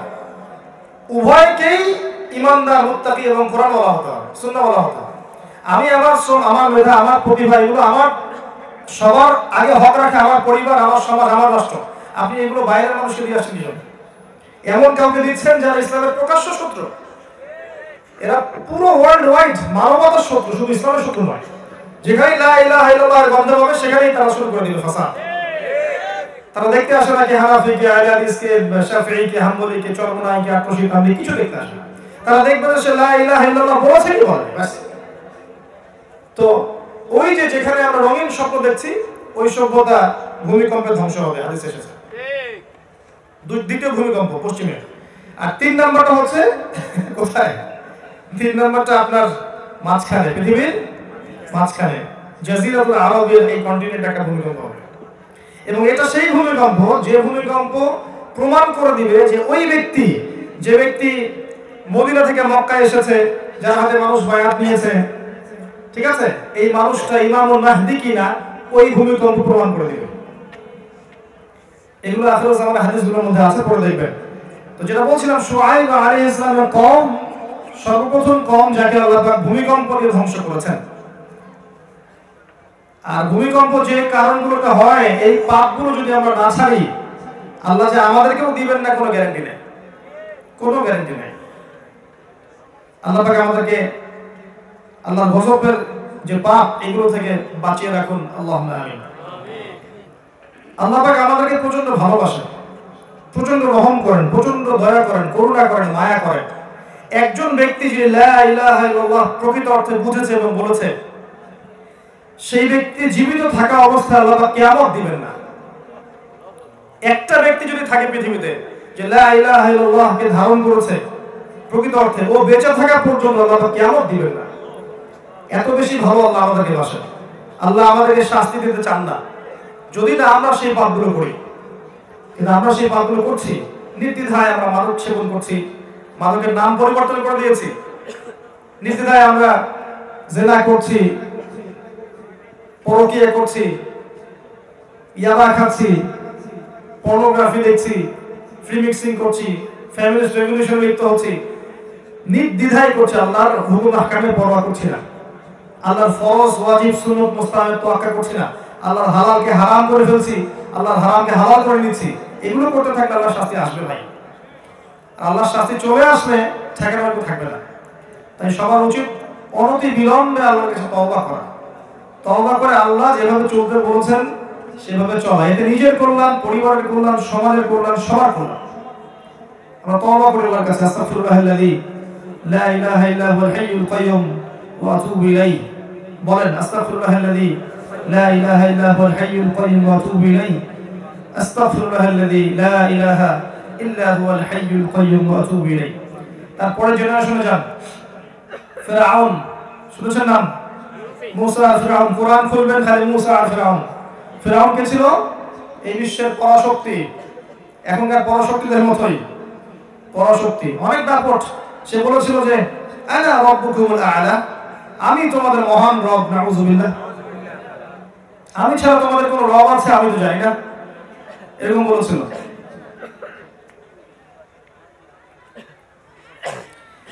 তো আল্লাহ পাক কি করেছেন দেখেন, এখানে একটা চমৎকার মেসেজ আমি আপনাকে দিব ইনশাআল্লাহ। আল্লাহ রাব্বুল আলামিন মুসা আলাইহিস সালামকে নবী করলেন। মুসা আলাইহিস সালাম ব্যক্তিত্বপরায়ণ মানুষ ছিলেন এবং শারীরিকভাবে প্রচন্ড শক্তিশালী ছিলেন। একদিন তিনি দেখছেন, আপনারা তো জানেন যে মুসা আলাইহিস সালামকে আল্লাহ পাক ফিরআউনের ঘরেই বড় করেছেন, করেন নাই? তার মায়ের ঘটনা শুনছিলেন না একটু আগে মনে হয়? আচ্ছা, ওইদিকে আমরা গেলাম তাহলে। এবার মুসা আলাইহিস সালাম দেখছেন বনু ইসরাইলের এক ব্যক্তির উপর জুলুম করা হচ্ছে। তিনি গিয়ে তাকে বাঁচাতে চাইলেন এবং একটা ঘুষি দিয়েছেন জাস্ট তাকে বাঁচানোর জন্য। এই ঘুষিতেই ওই ফেরাউনের যে ওই পুলিশ বাহিনীর একজন ছিল আর কি, ফেরাউনের বাহিনীর একজন, সে মারা গেল একটা ঘুষিতেই। তার মানে তার গায়ে কত শক্তি ছিল। আচ্ছা, এবার মুসা আলাইহিস সালাম আর ওই মিশরে টিকতে পারছেন না, কারণ তাকে মার্ডার কেসের আসামি মনে করে খোঁজা হচ্ছে। এবং তিনি তখন হিজরত করে চলে গেলেন কোথায়? মাদিয়ান, শুআয়ব আলাইহিস সালামের কওমে। সেখানে গিয়ে তিনি বসে আছেন, দেখলেন যে দুইজন মেয়ে পানি নিতে এসেছে, পানি নিতে এসেছে। মেয়েরা তো একটু অবলা হয়, তাই না? তো ছেলে মানুষ আগে পানি নিচ্ছে, সে চান্স পাচ্ছে না মেয়ে দুটা। মুসা আলাইহিস সালাম সেখানে গিয়ে তাদের বালতি নিয়ে তাদেরকে পানি নিয়ে দিলেন, হেল্প করলেন, উপকার করলেন। তো এই মেয়ে দুটো বাসায় ফিরে গেল। এই ফাঁকে মুসা আলাইহিস সালাম একটা গাছের নিচে বসেছেন। বসে তিনি আল্লাহর কাছে এই দোয়া করছেন, রব্বি ইন্নী বিমা আনজালতা ইলাইয়া মিন খায়রিন ফাকিহ। হে আল্লাহ, তুমি আমার প্রতি যে অনুগ্রহ পাঠাবে, যে নিয়ামত পাঠাবে, এর জন্য আমি ভিখারি হয়ে বসে আছি। কারণ তার তখন বাড়ি নাই, থাকার জায়গা নাই, কিছুই নাই, হিজরত করে এসেছেন। ঠিক এমন অবস্থায় ওই দুই মেয়ের একজন মেয়ে হেঁটে হেঁটে আসছেন। আল্লাহ পাক এই কোরআনের মধ্যে, আমি বললাম একটা বিষয় বলা আল্লাহ পাক বাদ দেননি। ওই নারী কিভাবে হেঁটে এসেছেন আল্লাহ পাক কোরআনে সেটাও বলেছেন। সুবহানাল্লাহ, আল্লাহ পাক কোরআনে বলেছেন যে সে লাজুক ভঙ্গিতে হেঁটে আসলো। সুবহানাল্লাহ, এই যে মেয়েদের হাঁটার মধ্যে যে পর্দা আছে, এখনকার জেনারেশনকে বোঝাতে পারবেন? বোরখা পরে এমন ভাবে হাঁটবে যে হাঁটার কারণে পর্দাটা ছুটে গেছে। এই পশ্চিমা ধাঁচে গড়ে ওঠা এই মেয়েদের, যারা ফ্যামিলিস্ট রেভলিউশনে বিশ্বাস করে, এই মেয়েদেরকে আপনি মুসা আলাইহিস সালামের মুসা আলাইহিস সালামের স্ত্রীর হাঁটা শেখাতে পারবেন? শুআয়ব আলাইহিস সালামের মেয়ে ছিলেন তিনি, পরে এই মেয়ের সাথে মুসা আলাইহিস সালামের বিয়ে হয়েছে। এসে তিনি বলেছেন যে বাবা আপনাকে ডাকছেন। লাজুক ভঙ্গিতে হেঁটে তিনি মুসার কাছে এসে বলেছেন বাবা আপনাকে বাসায় ডাকছেন। এবার মুসা আলাইহিস সালাম সেই বাসায় গেলেন, সেখানে দেখলেন শুআয়ব আলাইহিস সালাম, তিনিও নবী। তিনি তার এই মেয়ের সাথে তার বিয়ে দিলেন। একজন মুত্তাকি দিনদার পরহেজগার মানুষ এইরকম মেয়ে পাবে জীবনে ইনশাআল্লাহ। আর যে ছেলে মুত্তাকি না, পরহেজগার না, যে এখনকার এসব পর্ন, মাদক, জুয়া, লটারি, বেনামাজি, কুফরি, শিরক, বেদাতে ডুবে আছে, এই ছেলে কখনো এরকম মেয়ে পাবে না জীবনে। তো নিজে ভালো হলে এরকম মেয়ে পাবে ইনশাআল্লাহ। তো তাদের বিয়ে হলো। মুসা আলাইহিস সালামকে মোহর নির্ধারণ করা হয়েছে 8 বছর চাকরি করতে হবে। শুআয়ব আলাইহিস সালামের ফার্মে 8 বছর চাকরি করতে হবে। যদি তুমি চাও আরো 2 বছর বাড়াতে পারো। যাই হোক, মুসা আলাইহিস সালাম এইখানে নবুয়ত পেয়েছেন তুর পাহাড়ে। এরপর যখন তিনি ফিরআউনের কাছে গেলেন, আল্লাহ পাকের কাছে তার আগে দোয়া করলেন যে আল্লাহ, আমি তো সেখানে অলরেডি একটা অপরাধ করে এসেছি, আমি যদি সেখানে যাই ওরা তো আমাকে মেরে ফেলবে। আমার সাথে আমার ভাইকে নবী করে দেন। হারুন আলাইহিস সালামকেও নবী করা হলো। এবং মুসা আলাইহিস সালাম একটা দোয়া করলেন, রব্বিশ শরহ লি সাদরি ওয়া ইয়াসসির লি আমরি ওয়াহলুল উকদাতাম মিন লিসানি ইয়াফকাহু কওলি। আল্লাহ, আমার কলিজাটা বড় করে দাও, বুকটা প্রশস্ত করে দাও, সাহস দাও। কারণ ফিরআউনকে দাওয়াত দিতে কি লাগবে? সাহস লাগবে না? সাহস লাগবে। আমাকে সাহস দাও, আমার মুখের জড়তাগুলো দূর করে দাও, ঠিক আছে? আমার কাজগুলো সহজ করে দাও, যাতে করে মানুষ এবং ফিরআউন আমার কথা বুঝতে পারে। পাঠিয়ে দেওয়া হলো। 9টা মুজিজা মুসা আলাইহিস সালাম দেখালেন। বড় বড় দুটো জানেন তো, লাঠি ছুঁড়ে মারলে কি হয়? সাপ। আবার এখান থেকে হাত বের করলে আলো বের হতো। ওই যে আল্লাহ পাক বক্ষ প্রশস্ত করে দিয়েছিলেন, আল্লাহ পাক কলিজায় নূর দিয়েছিলেন। কি দিয়েছিলেন? হাত বের করছেন, আলো বের হচ্ছে। আপনারা সায়েন্স বিশ্বাস করবে? বিশ্বাস করবে? করবে না। তার বলতে এগুলো রূপকথা, তাই না? এগুলো কোরআনের কথা। এটা হয়েছে। এরপরে তিনি দাওয়াত দিলেন, ফিরআউন দাওয়াত কবুল করলো না। আপনারা জানেন ফিরআউন তার দলবল সহ বনী ইসরাইলকে অ্যাটাক করলো। আল্লাহ পাক লোহিত সাগরে তাদেরকে একত্রিত করলেন না। সমস্ত ফিরআউনের সদস্যদেরকে আল্লাহ পাক ফিরআউন সহ লোহিত সাগরে এক মুহূর্তের মধ্যে ডুবিয়ে মেরে ফেললেন। আর আল্লাহ রাব্বুল আলামিন বনী ইসরাইলকে পার করে নিষ্কৃতি নাজাত দিলেন। একই সুন্নাত নয় কি? ওই নূহ, ওই আদ, ওই সামুদ এবং শুআয়ব সমস্ত নবীদের একই সুন্নাত নয় কি? যারা মেরেছে আল্লাহ উদ্ধার করেছেন, মানে নাই দলবল সহ ডুবিয়ে দিয়েছেন দুনিয়াতে। এমনকি ফিরআউন তখন বলেছিল যে আমানতু বিরব্বি হারুন ওয়া মূসা, ডুবতে ডুবতে বলছে যে আমি হারুন আর মূসার রবের প্রতি ঈমান আনলাম। তখন আল্লাহ বলেন, আলান, এখন ঈমান নিয়ে এসেছো? তখন আসাইতা মিন ক্বাবল, এর পূর্বে তুমি উদ্ধত ছিলে, অহংকারী ছিলে, অবাধ্য ছিলে। তবে আজকে আমি তোমার এই বদন শরীরটাকে আমি রেখে দিব, সংরক্ষণ করব। ইতাকুন মিন খালফাকা আয়া, যাতে করে তোমার পরবর্তীদের জন্য তুমি নিদর্শন হতে পারো। এই ফিরআউনের এই যে লাশ কবে উঠেছে? কত সালে? 1896 কি 97 সালে উঠেছে এই যে সাগর থেকে। তার মানে আপনাকে একটা ইন্ডিকেশন দেওয়া হচ্ছে যে এর পরবর্তী বিশ্বে ফিরআউনের রাজত্ব চলবে এবং তাদের জন্য এই লাশটা হচ্ছে দৃষ্টান্ত। আপনাকে নিদর্শন দেওয়া হয়েছে অলরেডি। ফিরআউনের লাশটা কি পরবর্তীদের জন্য নিদর্শন, যে ওরকম হলে এই পরিণতি হবে। আপনি খেয়াল করে দেখবেন তারপর থেকে বিশ্বের জুলুম, ফাসাদ গুলো আরো ব্যাপকতা হয়েছে। আখির জামানার সাইন গুলো চলে এসেছে। তো এদের জন্য ওই লাশটা নিদর্শন। এখানে একটা কথা বলি, চমৎকার কথা হচ্ছে এই, যেভাবে আল্লাহ রাব্বুল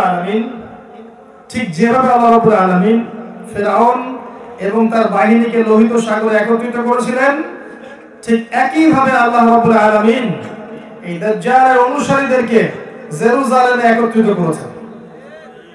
কথা বুঝতে পারেননি আপনি? আবার বলছি, আই রিপিট, আল্লাহ পাক যেভাবে ফিরআউন এবং তার অনুসারীদেরকে লোহিত সাগরে একত্রিত করেছেন সব ডুবিয়ে গারাত করার জন্য, একই ভাবে আল্লাহ রাব্বুল আলামিন বিগত 70 বছর ধরে জেরুজালেমে দাজ্জাল এবং তার অনুসারীদেরকে একত্রিত করেছেন। সামনের সময় আসলে ওদেরকে আল্লাহ পাক ধূলিসাৎ করে ফেলবেন। আল্লাহ পাক ওই জন্য একত্রিত করেছেন, অন্য কোনো কারণে নয়। হ্যাঁ, তার আগে তারা রাইজ করবে, বিশ্ব নিয়ন্ত্রণ করবে, বিশ্বের প্রতিটা সেক্টর নিয়ন্ত্রণ করবে, বিশ্বকে রুল করবে। কিন্তু একটা সময় আসবে যখন ঈসা ইবনে মারইয়ামের হাতে মাসিহুদ দাজ্জাল এবং তার ফলোয়ার্সরা ধ্বংস হয়ে যাবে। আল্লাহ পাক ইসলামের এই বিজয় ঘটাবেন ইনশাআল্লাহ তাআলা। এরপর ঈসা ইবনে মারইয়াম সেই জেরুজালেমেই, এই পবিত্র জেরুজালেম যেখানে ছিল দাউদ আলাইহিস সালামের খেলাফত, সুলাইমান আলাইহিস সালামের খেলাফত, যেটা ওমর রাদিয়াল্লাহু আনহু জয় করেছিলেন, তাই না? ওই যে উটের পিঠে চড়ে ভৃত্য পিঠের উপরে তিনি নিচে বসে ধরে, এই কবিতাগুলো তো এখন বই নাই, তাই না? আছে? উঠিয়ে দেওয়া হয়েছে না? কেন ওঠালেন? কাজী নজরুল ইসলামের কবিতাগুলো কি মানবতার বিরুদ্ধে ছিল? তাহলে তার কবিতাগুলো আস্তে আস্তে কমে গেল কেন? আমার তো মনে হয় সবচেয়ে সেরা কবি হচ্ছেন কাজী নজরুল ইসলাম। আমার মত এটা, আপনি নাও মানতে পারেন, আপনার কাছে অন্য কেউ হতে পারে সেরা, বাট আমার কাছে কাজী নজরুল ইসলামের মতো শব্দ চয়ন, তার মতো অলংকার, তার মতো এই যে সত্যকে সত্য রূপে তুলে ধরার যে মনন সংস্কৃতি, আমি তো অন্য কারোর মধ্যে দেখি না। কি কাব্য বোঝেন? সবচেয়ে সেরা উপন্যাস আমরা পড়েছি, আপনারা পড়েন। আল্লাহ পাক কোরআনে বলেছেন সবচেয়ে সেরা উপন্যাস হচ্ছে সূরা ইউসুফ। আল্লাহ কোরআনে বলেছেন সবচেয়ে সেরা উপন্যাস হচ্ছে সূরা ইউসুফ, আহসানুল কসাস। আর এই সূরা ইউসুফকে বানিয়েছে ইউসুফ আর জুলাইখার প্রেম কাহিনী, তাই না? সত্যিকার অর্থে সূরা ইউসুফ হচ্ছে তার বাবা এবং তার সন্তানের প্রেম কাহিনী। ওখানে দেখবেন তার বাবা এবং তার ছেলের যে ভালোবাসা, যে হারানোর ব্যথা, যে ট্র্যাজেডি, টুইস্ট এন্ড টার্ন, এটা অ্যামেজিং। এমনকি বাবা অন্ধ হয়ে গেছেন কাঁদতে কাঁদতে কাঁদতে কাঁদতে ছেলের জন্য। কোন প্রেমিকের জন্য কাঁদতে কাঁদতে অন্ধ হয়েছে? এমনকি যখন ইউসুফ আলাইহিস সালামের ওই যে কাপড় নিয়ে আসছেন, মনে আছে? পড়ে দেখবেন বাবা দূর থেকে বলছেন যে আমি ইউসুফের গন্ধ পাচ্ছি এখন। সুবহানাল্লাহ। সূরা ইউসুফ হচ্ছে সবচেয়ে সেরা উপন্যাস, পড়ে দেখেন বাসায় গিয়ে। তো উপন্যাসটা আমরা পড়েছি, কাব্য আমরা বুঝবো। কোরআন যারা পড়েছে এরা বুঝবে কাব্য কি জিনিস। সূরা হুদ পড়েন, বুঝবেন কাব্য কি জিনিস। আর রহমান পড়েন, কাব্য কি জিনিস বুঝবেন, কবিতা কাকে বলে। এত সুন্দর ছন্দ, এত সুন্দর অলংকার কোরআনের পাতায় পাতায়, আয়াতে আয়াতে আছে না? আল্লাহ পাক বিশাল মেসেজ দিচ্ছেন কাব্য আকারে, সাহিত্যের আকারে, গল্প আকারে, তাই না? দুইটা সেন্টেন্সের মধ্যে আল্লাহ পাক 2 শতাব্দীর হিস্ট্রি বলে ফেলছেন। তো যারা কোরআন বোঝে তারা বুঝবে কাব্য কি জিনিস। বলছি কাজী নজরুল ইসলামের কথা, যে আমার মতে তিনি দ্য বেস্ট কবি। আপনার মতে নাও হতে পারে, এটা আমার মত, আর আমি মত প্রকাশের স্বাধীনতা রাখি। তো যাই হোক, এই কবিতা নাই, হোয়াটএভার। তো ওই জেরুজালেমে ওদেরকে একত্রিত করা হয়েছে, যেখানে এই পবিত্র শাসনগুলো ছিল এক সময়। এক পর্যায়ে দেখবেন ওখানেই আল্লাহ রাব্বুল আলামিনের আদেশে ওদের ধ্বংস লেখা আছে। আল্লাহ পাক এই দিন অচিরেই ঘটাক, আমরা সেই দোয়া করি, আল্লাহুম্মা আমিন। আর কয়েকটা কথা বলে শেষ করছি, যে ফেরাউনের পরের সংস্কৃতিতে আসবেন, সভ্যতায় আসবেন, দেখবেন আপনি ঈসা আলাইহিস সালামের কওমকে পাবেন। ঈসা ইবনে মারইয়ামের কওমের সেম সুন্নাত। ঈসা আলাইহিস সালামকে যারা ঈমান এনেছে আল্লাহ পাক উদ্ধার করেছেন, যারা ঈমান নিয়ে আসে নাই আল্লাহ পাক তাদেরকে ধ্বংস করেছেন। ঈসা ইবনে মারইয়ামকে আল্লাহ পাক নিজের কাছে তুলে নিয়েছেন। ইব্রাহিমের কথা বলতে ভুলে গিয়েছিলাম। ইব্রাহিম আলাইহিস সালামের ক্ষেত্রে যান, আল্লাহ পাক নমরুদ এবং তার অনুসারী যারা ছিল তাদেরকে আল্লাহ পাক ধ্বংস করেছেন। আর ইব্রাহিম আলাইহিস সালামকে আল্লাহ পাক উদ্ধার করেছেন, ইমাম বানিয়েছেন, নেতা বানিয়েছেন, পরীক্ষা নিয়েছেন। আল্লাহ রাব্বুল আলামিন তাকে দুনিয়া আখিরাতে সম্মানিত করেছেন। আমি শেষ করছি, সর্বশেষ নবী মুহাম্মদ সাল্লাল্লাহু আলাইহি ওয়াসাল্লামের কাছে আসেন। মুহাম্মদ সাল্লাল্লাহু আলাইহি ওয়াসাল্লামের ক্ষেত্রে দেখবেন এই যে আবু জেহেল, আবু লাহাব, উতবা, শাইবা যারা ছিল, এরা কি আল্লাহ সত্য মেনেছিল? আল্লাহ সত্য মেনেছে? কোরআনকে মেনেছে? মানে নাই। নবীর বিরোধিতা করেনি? করেছে। নবীকে কষ্ট দেয়নি? দিয়েছে। আল্লাহ রাব্বুল আলামিন ইতিহাস থেকে ওদের নাম মুছে দিয়েছে। আর মুহাম্মদ সাল্লাল্লাহু আলাইহি ওয়াসাল্লাম সাহাবা কিরামের আদর্শকে আল্লাহ পাক যুগ যুগ কিয়ামত পর্যন্ত স্থায়িত্ব দান করেছেন, করেননি? একই সুন্নাত, প্রত্যেক যুগে যুগে আপনি যাবেন একই সুন্নাত পাবেন। নূহ থেকে শুরু করে মুহাম্মদ সাল্লাল্লাহু আলাইহি ওয়াসাল্লাম পর্যন্ত একই ফিলোসফি, ওই যে সূরা বাকারার 38-39, হেদায়েত আসবে যুগে যুগে, নবী রাসূল আসবেন, আসমানি কিতাব আসবে, ফামান তাবিআ হুদায়া ফালা খাউফুন আলাইহিম ওয়া লা হুম ইয়াহজানুন। কিন্তু ওয়াল্লাযীনা কাফারু ওয়া কাযযাবু বিআয়াতিনা উলাইকা আসহাবুন নার হুম ফিহা খালিদুন। একই ফিলোসফি সারা বিশ্ব জুড়ে, ইতিহাস জুড়ে। এখন আপনার আমার শিক্ষা কি? শিক্ষা হচ্ছে সর্বপ্রথম আল কোরআন কেন্দ্রিক পড়াশোনা করুন, জ্ঞান অর্জন করুন, জানা অনুযায়ী আমল করতে থাকেন, আদর্শ পরিবার গড়ার চেষ্টা করেন, হালাল রিজিক খাওয়ার চেষ্টা করেন। ইসলামের জন্য আপনাকে আল্লাহ যে প্রতিভা দিয়েছেন, কথা হোক, কলম হোক, জ্ঞান হোক, বক্তব্য হোক, যে প্রতিভা আল্লাহ দিয়েছেন, এতটুকুকে দিনের কল্যাণে কাজে লাগান। দিনের মধ্যে ইখতিলাফ ভেদাভেদ সৃষ্টি করবেন না, হিংসা, বিদ্বেষ, অহংকার, তহমতের সংস্কৃতি চর্চা করবেন না। উম্মাহকে ঐক্যবদ্ধ করার চেষ্টা করুন, যুব সমাজকে দিনের পথে নিয়ে আসার চেষ্টা করুন। পরবর্তী প্রজন্ম যারা আসছে এদেরকে কনস্ট্রাকটিভ সিলেবাসে পড়াশোনা করিয়ে আগামী ইসলামের পতাকা বহন করার যোগ্য করে গড়ে তোলেন। যে মা বোনরা আছে সবাইকে পর্দায় আনার চেষ্টা করেন এবং তাদের জন্য দিনের কল্যাণকর কিছু প্রজেক্ট লঞ্চ করেন। ইনশাআল্লাহ তাআলা এই পৃথিবী চিরকাল থাকবে না, আস্তে আস্তে ইতিহাসটা শেষের দিকে যাবে। ঈসা ইবনে মারইয়াম আবারও আসবেন, কিয়ামতের সব সাইনগুলো আবারও আসবে।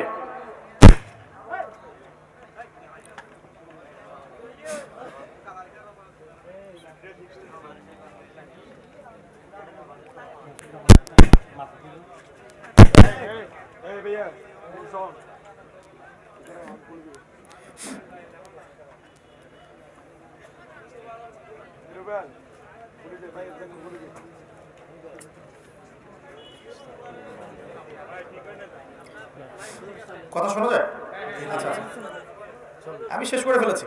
এই কাজগুলোর কথা যেগুলো বললাম, এইগুলো যদি আমরা করতে পারি, আপনি দেখবেন ইনশাআল্লাহ তাআলা আগামী 10 বছর, 20 বছর, 50 বছরের মধ্যে দেখবেন এমন প্রজন্ম তৈরি হবে যেই প্রজন্মের হাতে আল্লাহ রাব্বুল আলামিন দ্বীনের পতাকার বিজয় দান করবেন ইনশাআল্লাহ আযজা ওয়া জাল। পশ্চিমারা, অন্ধরা এবং ইসলামের শত্রুরা, কাফের, ফাসিক, মুশরিক, মুনাফিক, মুরতাদ যারা আছে, এরা যতই আমাদেরকে বস্তুবাদিতার স্বপ্ন দেখাক না কেন, অ্যান্টি ইসলামিক থটগুলো উপস্থাপন করুক না কেন, যত ইসলামকে আক্রমণ করুক না কেন, ইসলাম দিন দিন এগিয়ে যাবে ইনশাআল্লাহ। যতদিন যাবে তত মানুষ ইসলামের দিকে আসবে, ফিতনাগুলো বাড়বে, আল্লাহর আযাব গজবও বাড়বে, কিন্তু আল্লাহর কিছু নিবেদিত বান্দা যুগে যুগে থাকবে যারা ইনশাআল্লাহ আগামী দিনে ইসলামকে এগিয়ে নেবে। অবশ্যই অবশ্যই এই পৃথিবীটা ধ্বংসের দিকে যাবে। দাজ্জাল আসবে, তার অনুসারীরা বিশ্বকে রুল করবে। ঈসা ইবনে মারইয়াম আসবেন, খিলাফা রেস্টোর করবেন, 40 বছর তিনি পৃথিবীকে শাসন করবেন, তিনি মারা যাবেন। তার কবর হবে নবী সাল্লাল্লাহু আলাইহি ওয়াসাল্লামের কবরের পাশে। এরপর পৃথিবীতে শান্তি শৃঙ্খলা বজায় থাকবে। তারপর আরেকটা প্রজন্ম আসবে যারা এমন উদ্ধত, অহংকারী এবং নোংরা হবে, যারা রাস্তার মধ্যে দাঁড়িয়ে জেনা করবে। ওই প্রজন্মের সামনে আল্লাহ পাক পশ্চিম দিক থেকে সূর্য উঠাবেন এবং কিয়ামত সংঘটিত করবেন। এই সময় সামনে আসতে যাচ্ছে।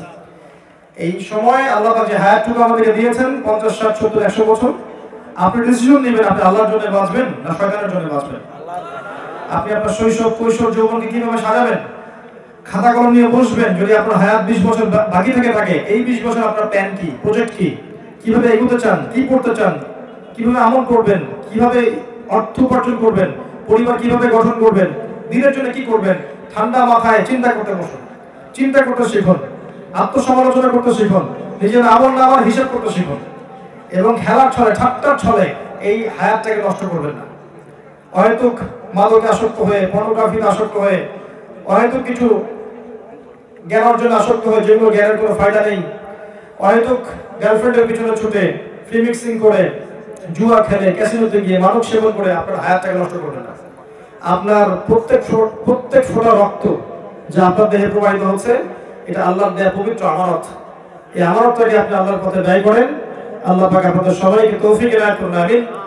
আকুলু কওলি হাযা আস্তাগফিরুল্লাহ ওয়া লাকুম ওয়া লিসাইরিল মুসলিমিন। বারাকাল্লাহু লানা ওয়া লাকুম বিল আয়াতিল হাকিম।